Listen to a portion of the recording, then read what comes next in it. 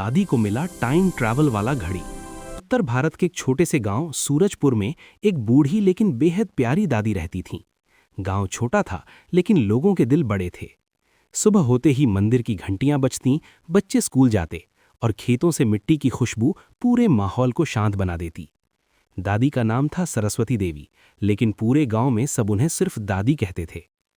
दादी की उम्र लगभग 70 साल थी। सफ़ेद बालों का जूड़ा, गोल चश्मा, हल्की मुस्कान और हाथ में लकड़ी की छड़ी, यही उनकी पहचान थी। वे अकेली रहती थीं क्योंकि उनके बेटे शहर में नौकरी करते थे और साल में 1-2 बार ही गांव आ पाते थे। फिर भी दादी कभी उदास नहीं रहती थीं। गांव के बच्चे रोज उनके घर आते, कहानियां सुनते और दादी उन्हें गुड़ और रोटी खिलाती। लेकिन दादी के दिल में एक राज था।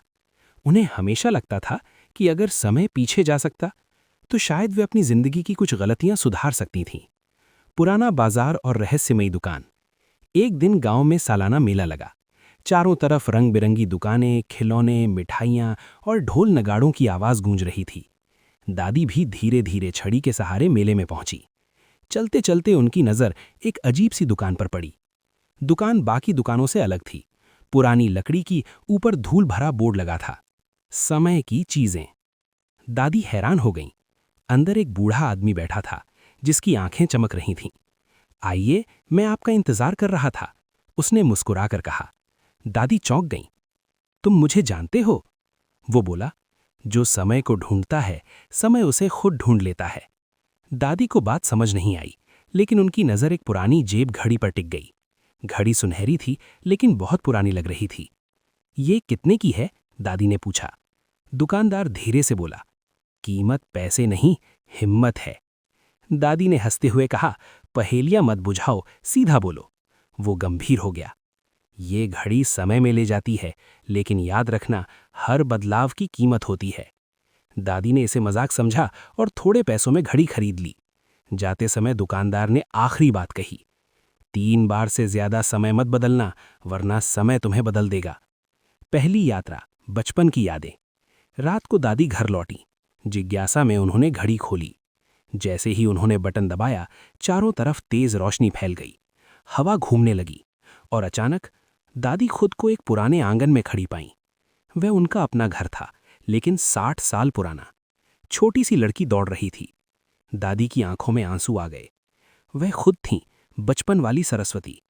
उन्होंने अपनी माँ को देखा जो अब इस दुनिया में नहीं थी। दादी दौड़कर उन्हें गले लगाना चाहती थीं, लेकिन उनका हाथ माँ के आर पार निकल गया। वह सिर्फ देख सकती थीं, छू नहीं सकती थीं। दादी रो पड़ी। काश मैं फिर से यह समय जी पाती। कुछ देर बाद घड़ी चमकी और दादी वापस अपने कमरे में थीं। उनका दिल खुशी और दर्द दोनों से भर गया था। दूसरी यात्रा, एक गलती सुधारने की कोशिश। दादी की जिंदगी में एक पछतावा था। सालों पहले उन्होंने अपने छोटे भाई से गुस्से में बात बंद कर दी थी।